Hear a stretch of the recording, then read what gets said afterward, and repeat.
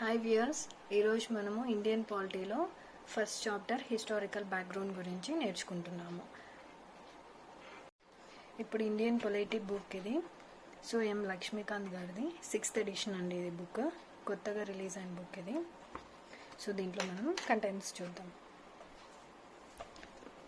కంటెంట్స్లో part 1 వచ్చి constitutional framework. దాంట్లో first chapter వచ్చి హిస్టారికల్ బ్యాక్గ్రౌండ్. ఫస్ట్ మనం తెలుసుకోవాల్సింది ఏంటంటే కాన్స్టిట్యూషనల్ ఫ్రేమ్వర్క్ అంటే అసలు ఏంటి, అసలు ఇండియన్ పాలిటీ అంటే ఏంటి అన్నది తెలుసుకుందాం. ఇప్పుడు పార్ట్ 1 హిస్టారికల్ బ్యాక్గ్రౌండ్లో ఏముందో చూద్దాం. హిస్టారికల్ బ్యాక్గ్రౌండ్ అంటూనే మనకి హిస్టరీ అంటేనే చరిత్ర అన్న దాని గురించి మనం ఫస్ట్ తెలుసుకుందాం. అసలు కాన్స్టిట్యూషన్ అంటే ఏంటి అన్నది. కాన్స్టిట్యూషన్ అనేది ఒక లాటిన్ వర్డ్, అది కాన్స్టిట్యూయర్ అని వచ్చిందండి, ఒక లాటిన్ వర్డ్ నుంచి వచ్చింది. సో కాన్స్టిట్యూషన్ అంటే ఎస్టాబ్లిష్, అంటే టు ఎస్టాబ్లిష్ అనే దాన్ని కాన్స్టిట్యూషన్ అని అంటారు. కాన్స్టిట్యూషనల్ ఫ్రేమ్వర్క్ అంటే ఇప్పుడు తెలుగులో దీన్ని రాజ్యాంగ చట్టం అంటారు. మనకి బ్రిటిష్ వాళ్ళు మన ఇండియాకి వచ్చినప్పుడు వాళ్ళు మనకి ఆక్యుపై చేసుకున్నారు కదా మన ఇండియాని మొత్తము. మనకి ఇండిపెండెన్స్ వచ్చిన తర్వాత మనకంటూ ఒక రాజ్యాంగ చట్టం ఉండాలి అని చెప్పి ఒక డాక్యుమెంట్ లాగా, అంటే ఒక బుక్ లాగా అనుకోండి. ఫర్ ఎగ్జాంపుల్ ముస్లిం వాళ్ళకి ఖురాన్ ఎలాగో, క్రిస్టియన్స్కి బైబిల్, ఇంకా హిందూస్కి ఒక మహాభారతం అలాగా, అంటే వాళ్ళు దాంట్లో ఉన్నది ఫాలో అవుతారు కదా. సో అలాగే మన ఇండియాలో కూడా ఒక రాజ్యాంగం ఉండాలి, ఒక రాజ్యాంగం చట్టం ఉండాలి. అంటే బేసిక్ ప్రిన్సిపల్స్, ఫండమెంటల్ రైట్స్ అవన్నీ ఒక రిటర్న్ ఫామ్లో ఉండి మనం దాన్ని ఒక సిస్టమాటిక్గా ఒక సెంట్రలైజ్డ్ ఫామ్గా వెళ్ళాలి అని చెప్పి మనం కూడా ఒక కాన్స్టిట్యూషన్, ఒక ఫ్రేమ్ అన్నది చేసుకున్నాం అనమాట. ఫస్ట్ అసలు ఏంటి దీని డెఫినేషన్ ఏంటి అన్నది చూద్దాం. కాన్స్టిట్యూషనల్ ఫ్రేమ్వర్క్ అంటే means a document having a special legal sanctity which sets out the framework, principles and functions of government. అర్థమైంది కదండి. మన బేసిక్ ప్రిన్సిపల్స్ కానీ ఫంక్షన్స్, మన గవర్నమెంట్లో ఎలాంటి ఫండమెంటల్ రైట్స్ కానీ ఫంక్షన్స్ కానీ ఏమేమి చేస్తున్నాం అన్నది ఒక డాక్యుమెంట్ రూపంలో ఉండాలన్నమాట. ఇప్పుడు మనము first Indian constitutional framework historical background గురించి చదువుతున్నాము. దీంట్లో మెయిన్గా 3 పార్ట్స్. అబౌట్ కాన్స్టిట్యూషన్, అసలు కాన్స్టిట్యూషన్ అంటే ఏంటి, దాని చరిత్ర గురించి తెలుసుకుందాం. తర్వాత దాంట్లో ఏమేమి యాక్ట్స్ ఉన్నాయి, ఇంపార్టెంట్ యాక్ట్స్, ఇంకా సోర్సెస్ ఏంటి. ఇప్పుడు దీని గురించి తెలుసుకుందామండి. First the British came to India in 1600 as traders from of East Indian company. First British వాళ్ళు మన ఇండియాకి 1600 అంటే 1600 సంవత్సరాల క్రితం వచ్చారండి. ఎందుకు, దేని ద్వారా వచ్చారంటే ట్రేడింగ్ చేయడానికి వచ్చారు. అంటే దేనికి అంటే ఈస్ట్ ఇండియన్ కంపెనీ, ఒక కంపెనీ ఉంది, ఈస్ట్ ఇండియన్ కంపెనీ అన్నమాట. ఆ కంపెనీలో ట్రేడింగ్ చేయడానికి బ్రిటిష్ వాళ్ళు మన ఇండియాకి వచ్చారు. సో వచ్చిన తర్వాత ఈ క్వీన్ ఎలిజబెత్ అనే ఆమె పర్మిషన్ ఇచ్చారనమాట. అంటే exclusive right of trading in India, అంటే ఈస్ట్ ఇండియా కంపెనీలో మీరు ట్రేడింగ్ చేసుకోవచ్చు ఇండియాలో అన్న పర్మిషన్ ఎవరు గ్రాంట్ చేశారంటే క్వీన్ ఎలిజబెత్ అనేవారు గ్రాంట్ చేసేసారు. ఆమె గ్రాంట్ చేసిన తర్వాత 1765లో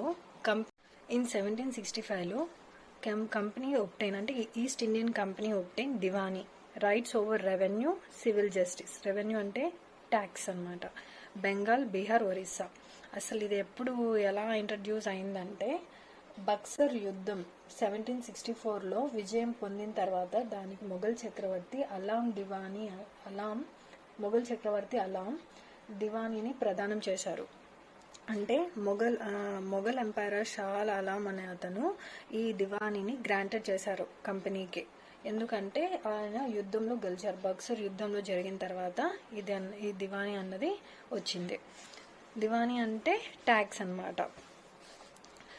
in year 1858 after the sepoy mutiny, British crown assumed direct responsibility for the governments of India. అంటే 1858లో మనకి ఫస్ట్ ఇండిపెండెన్స్ అన్నది జరిగింది. ఎందుకు అంటే ఇప్పుడు దివానీ వచ్చిన తర్వాత దీంతో భూభాగం అంటే మన భారతదేశం భూభాగం పైన వీరికి అధికారం అనేది మొదలైందనమాట. అంటే కెరియర్ అన్నది ఇక్కడ నుంచే స్టార్ట్ అయిందనమాట. Started it's career as a territorial power. అంటే ఈ బ్రిటిష్ వాళ్ళకి ఒక పవర్ అన్నది వాళ్ళకి దక్కింది. సో దాంతో ఏమైందంటే వాళ్ళు బాగా ఈజీగా ఆక్యుపై అన్నది చేసేస్తున్నారు మన భారతదేశాన్ని. సో అప్పుడు 1858లో జరిగిన సిపాయి అంటే మ్యూటినీ అంటే తిరుగుబాటు అండి. మ్యూటినీ అంటే తిరుగుబాటు. అంటే మన సిపాయి తిరుగుబాటు జరిగిన తర్వాత ఫస్ట్ ఇండిపెండెన్స్ వార్ అన్నమాట అది. అప్పుడు జరిగిన తర్వాత బ్రిటిష్ ప్రభుత్వం భారతదేశ పాలన తన ఆధీనంలో తెచ్చుకునిందనమాట. తెచ్చుకున్న తర్వాత ఈ పాలన భారతదేశానికి ఎంతవరకు జరిగిందంటే స్వాతంత్రం వచ్చేదాకా. మనకు స్వాతంత్రం ఎప్పుడు వచ్చింది? August 15, 1947 వరకు వాళ్ళ బ్రిటిష్ రాజ్య పాలన అన్నది జరుగుతూనే ఉంది. చూడండి, this rule was continued up to August 15, 1947 when India got independence. With independence came need for a constitution. ఇక్కడ మనకి ఇండిపెండెన్స్ వచ్చిన తర్వాత మనకంటూ ఒక రాజ్యాంగం చట్టం ఉండాలని మనం రాజ్యాంగ చట్టం మనకు ఉండాలి అని చెప్పి అనుకున్నారు. సో అప్పుడు constitution assembly was formed in 1946. అంటే ఏంటి? 1946లో కాన్స్టిట్యూషన్ అన్నది జస్ట్ అనుకున్నారు, అంటే అడాప్ట్ చేసుకున్నారు అంతే, ఇంకా బిగిన్ అవ్వలేదన్నమాట. Constitution came into being అంటే ఎప్పుడు రాజ్యాంగం అన్నది కాన్స్టిట్యూషన్ అన్నది అమల్లోకి వచ్చింది అంటే January 26, 1950. అప్పుడు మీరు ఎలా అనుకోవాలంటే రాజ్యాంగ రచన కోసం ఏర్పాటు ఎప్పుడు జరిగిందంటే 1946లో. రాజ్యాంగం అమల్లోకి ఎప్పుడు వచ్చిందంటే January 26, 1950లో వచ్చింది. ఓకేనా అండి? తర్వాత various features of Indian constitution and polity have their roots in the British rule.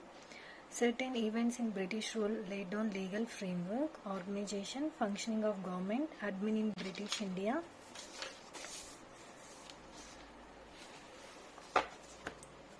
Greatly influenced out constitution and polity. అంటే ఏంటంటే భారత రాజ్యాంగంలో వ్యవస్థలు, అనేక లక్షణాలు ఇవన్నీ బ్రిటిష్ పాలన నుండి వచ్చాయి కదండి. సో బ్రిటిష్ పాలనలో జరిగిన కొన్ని సంఘటనల వలన ఆ బ్రిటిష్ ప్రభుత్వం తన పరిపాలించిన విధానంలో కొన్ని అంటే సూత్రాలు కానీ చట్టాలు కానీ చేసిందనమాట. సో ఇవన్నీ భారత రాజ్యాంగంలో ఉన్న అంటే ఎంతో ఇన్ఫ్లుయెన్స్ అయ్యామన్నమాట, మనం ఎంతో ప్రభావితం చేశాయి ఇవన్నీ మనకి. సో అందుకని వీటిని ఒక కాలానుక్రమ ప్రకారంగా ఇక్కడ వివరించడం జరిగింది. ఏంటి అంటే they were explain here in chronological order under 2 major headings. ఇక్కడ క్రోనలాజికల్ ఆర్డర్ అంటే కాలక్రమను సారం అన్నమాట. సారీ, నాకు చెప్పడం రాలేదు. అంటే ఏమంటే కాలానుక్రమంగా అంటే ఒక ఆర్డర్ ప్రకారం అన్నమాట. The company rule 1773 to 1858. 1858లో మనకి ఫస్ట్ సిపాయి మ్యూటినీ అన్నది జరిగింది కదా, అదనమాట. The crown rule 1858 to 1947.